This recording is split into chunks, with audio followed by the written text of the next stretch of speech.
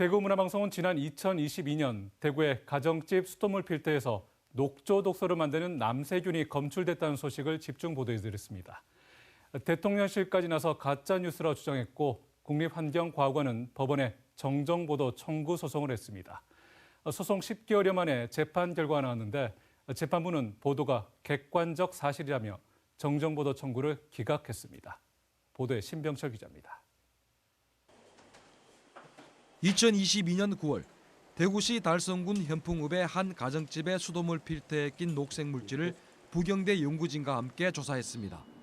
검사 결과 녹조 독소인 마이크로시스틴을 만드는 남세균으로 확인됐습니다. 마이크로시스틴을, 그러니까 남세균 독성 물질을 만들 수 있는 남세균이었습니다. 즉 그 가정 필터에 있는 세균은 유해 남세균이었고요. 유전자 검사법으로 확인이 되었습니다. 수돗물 안전성 논란이 이는 가운데 같은 해 10월 대구문화방송은 대구시 상수도 사업본부와 함께 달성 현풍의 또 다른 가정집 수돗물 필터에 대한 공동조사를 실시했습니다. 공동조사에서 남세균 확인을 위한 PCR 검사는 국립환경과학원이 맡았고 생물체의 유전자 조각을 분석하는 마이크로바이옴 검사는 경북대가 실시했습니다.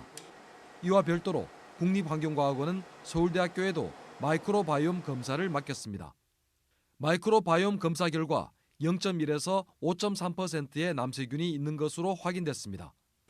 그런데도 국립환경과학원은 필터의 녹색 물질이 인체에 무해한 녹조류인 코코믹사라고 발표했습니다.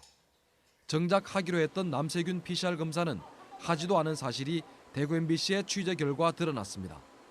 대구문화방송은 이런 문제점들을 지적하고 국민의 생명과 건강을 책임지는 국립환경과학원이 불신을 자초한다는 비판 보도를 했습니다.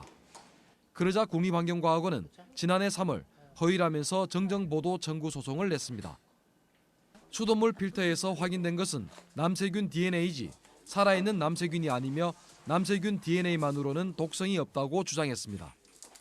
대구지방법원 제11민사부는 지난 1일 국립환경과학원의 이런 주장은 사실과 다르다며 원고 패소 판결을 내렸습니다.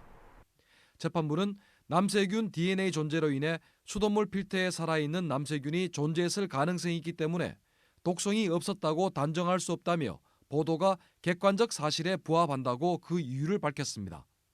재판부는 또한 남세균이 없고 남세균 DNA만 있다고 해서 남세균이 생성하는 독소와 무관하다고 단언할 수 없다고 판시했습니다. 이는 남세균은 살아있든 죽었든 모두 위험할 수 있다는 대구 MBC의 보도를 그대로 받아들인 것입니다.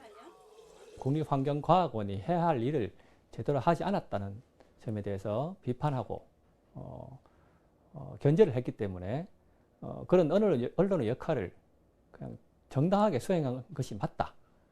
그런 기존의 판례를 확인했다는 점에서 의의가 있다고 할 수 있겠습니다.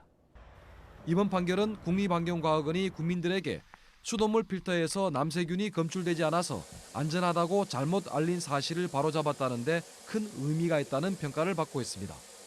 MBC 뉴스 신병철입니다.